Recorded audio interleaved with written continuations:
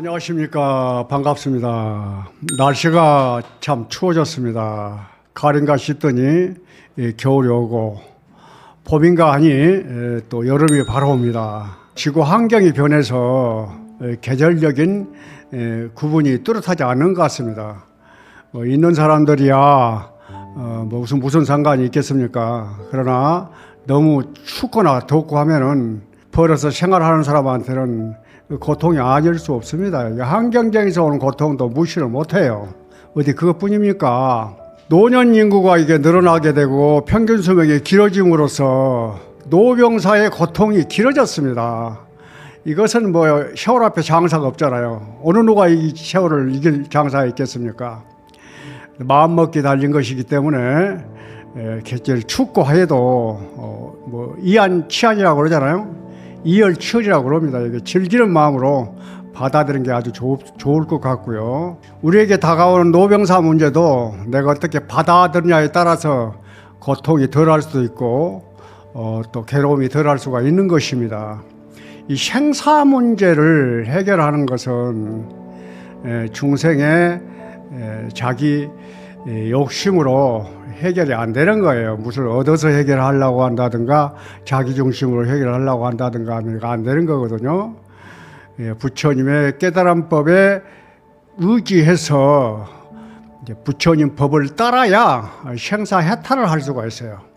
그러면 어떤 고통이나 몸으로 느끼는 것을 고통이라고 그러고 마음으로 느끼는 것은 괴로움이라고 그럽니다. 이 몸이 얼마나 노병사의 고통을 겪어보지 않은 사람은 모르거든요. 더 오래 살았으면 좋겠는데 하는 그런 마음을 가졌는데도 생각 이상으로 일찍 돌아가신 분이 많아요. 나는 그분들을 생각할 때 안타까움을 먼저 금할 수가 없어요. 저분들이 아파서 돌아가시고 할 텐데 얼마나 고통스럽게 그 삶을 살았을까 하면은 참 마음이 아립니다. 이 생사의 고통은 참으로 어떻게 해볼 수가 없는 것입니다. 내가 해탈을 해서 벗어나야, 생사 문제에 벗어나야 드디어 편안한 삶을 누릴 수가 있는 것입니다. 부처님은 선정에 드셔서 깨달음을 얻으셨는데요. 6년 동안 고행 수행을 하셔도 깨달음을 얻지 못했어요. 그 수행을 포기하시고 보리수나무에 앉아서 선정에 드셔서 새벽별을 보시고 깨달으셨습니다. 나는 새벽별을 보고 깨닫다는 소리를 듣고 의문을 가졌어요. 새별이 무슨 영험이 있어서 저런 소리를 하나 하고 의심을 했는데 철이 들고 보니까 샛별이나 깨닫기 전의 샛별이나 깨달은 후의 샛별은 항상 그 자리에 있습니다. 바짝바짝 빛나는데 깨닫기 전의 마음은 생사심을 해결해야 되겠다 하는 마음, 빨리 깨달아야 되겠다 하는 마음, 중생을 구제해야 되겠다고 하는 마음에 가득 찼기 때문에 아무것도 안 보이는 거야, 그 마음에. 그건 역시 생사심입니다. 이런 마음에 쌓여서 안 보인 것이고, 이제 깨달은 후에 선정에 들어서 마음이 텅 비어져서 보는 세계는 다릅니다. 온통 청정하고 맑은 세계에서 샛별도, 그리고 나도, 저 우주도 전부 하나로 이렇게 드러나 있구나 하는 걸 알게 됐다 이 말이에요. 그걸 보신 거야. 그래서 하나라는 것을 알게 되었는데 하나의 뜻을 여러분들 이해를 하셔야 돼요. 항상 제가 얘기를 합니다. 부처님이 깨달으신 분은 연기법이거든요. 이것으로 인하여 저것이 일어나고 저것으로 인하여 이것이 일어나는 것인데 중생은 집착심으로 이것이나 저것이나 형상하고 대상했다 이 말이에요.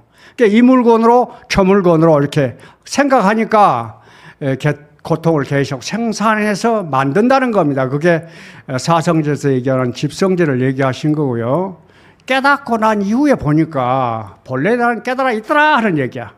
깨달아 있기 때문에 나를 만나는 대상이나 모든 인연들이 마음법이 다 의지에서 자성이 공한 그 마음으로 존재하니까 연기하는 것이고 연기하니까 이게 실상이 청정한 그 모양을 그대로 봤다 이 말이에요.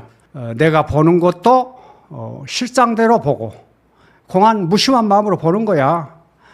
그리고 대상을 보아도 어떻게 보겠습니까? 모양 없는 모습으로 보는 거야. 그러니까 말하고 느끼고 또 행동하고 분별을 해도 그냥 내가 여기서 느낄 뿐이야. 느끼는 마음은 움직임이 없어. 그것이 바로 이제 본래심이고 깨달음입니다. 뭐 세상을 떠나서 존재하는 게 아니라 이 말이에요. 그러나 중생은 상상하고 행동하고 분별을 하는 거야. 실상에 있는 모습을 가지고 그냥 얘기하는 게 아니고 자기 마음속에 가지고 있는 잠재의식, 좋다 옳다 그러다 믿고 곱고 하는 몸을 쓰기 때문에 계속 고통을 만들어낸다는 것입니다. 그래서 부처님께서 없는 것을 뭘 찾아서 깨닫는 게 아니고 본래 자기가 가지고 있는 것을 발견하신 것입니다. 이러니까 쉽다는 거야. 이것을 깨닫기만 하면 누구나 다 쉽게 이렇게 우리가 얻어서 살 수가 있는 것인데 그걸 모른다는 겁니다. 깨달은 마음, 본래 청정한 여러분의 마음속에는 고통이 없습니다. 환경적으로는 고통이 없고 생사에서는 고통이 없어요. 그러니 내가 다 받아들이고 수용하고 여기서 드러내잖아요.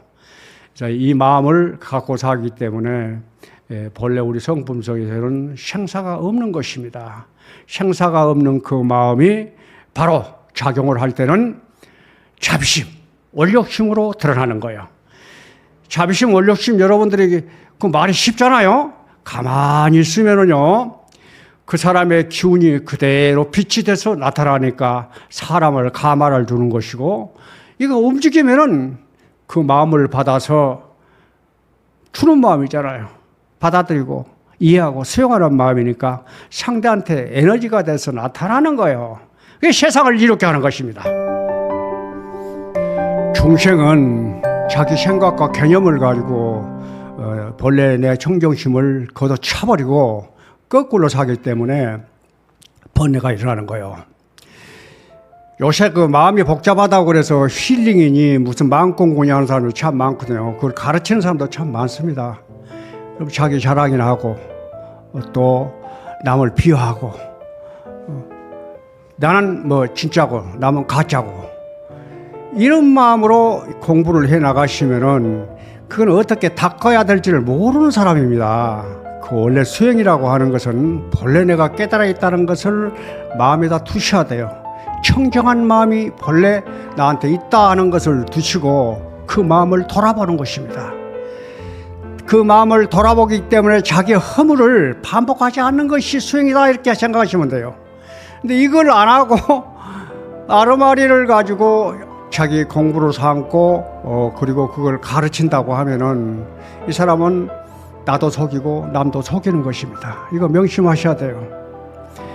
이래서 우리는 꿈을 꿈인 줄 알면 되는 거예요.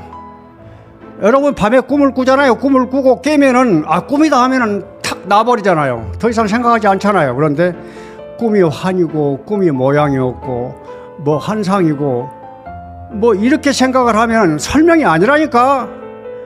꿈이 아닌 거야. 어긋나 버리는 것입니다. 여러분들이 일상적으로 경험하고 우리가 세속적 사람을 만나고 이렇게 살잖아요. 이게 전부 다 꿈이에요. 그래서 낮에도 꿈을 꾸고 밤에도 꿈을 꾼다고 하는 것입니다. 꿈속에서 살고 있는 거예요. 이 세상은.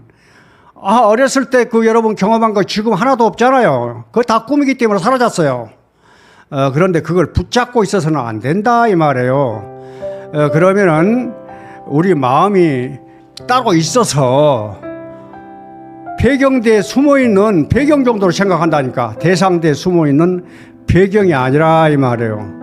여러분들 드러내고 말하고 생각하고 움직이는 바로 이 말이 여러분들 보는 것이 듣는 것이 바로 여러분 마음입니다.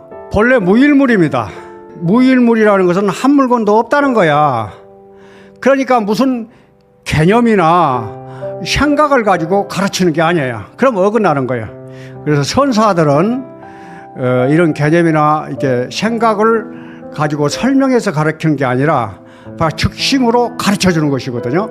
오히려 말이나 아르마리를 가지고 얘기를 하는 사람들은 부처가 무엇입니까? 하고 물으면은 그걸 풀어서 설명을 해주는 게 아니라 그 얘기하는 그 사람의 말을 막아버리는 거야. 그래서 경책을 합니다. 옛날에는 이제 화를 했어요. 소리를 지르고 방이라고 해서 멍둥이로 이렇게 둘을 패기도 하고 했습니다. 지금은 그렇게 하지를 않거든요. 그렇게 만약 했다 그러면은 아이고 선지식이 돼서 뭐 아상 인상 낸다고 난리가 날 겁니다. 이제 그렇게는 하지 않고 죽비로 이렇게 등을 친다든가 어깨를 이렇게 한 번씩 칩니다. 아프라고 치는 게 아니고 소리만 열어놔지 아프지 않습니다. 예, 그 생각을 끌어주는 거예요. 그것이 가르침입니다. 딱 그거예요. 여러분들이 선이라고 하는 것은, 우리 마음이라고 하는 것은 뭐 이렇게 군더더기가 없어요. 디딤돌이라는 게 없습니다. 그래서 생각이나 언어를 전부 배제해서 바로 여기로 들어가는 것이거든요. 시골에 가면은 집이 있어요.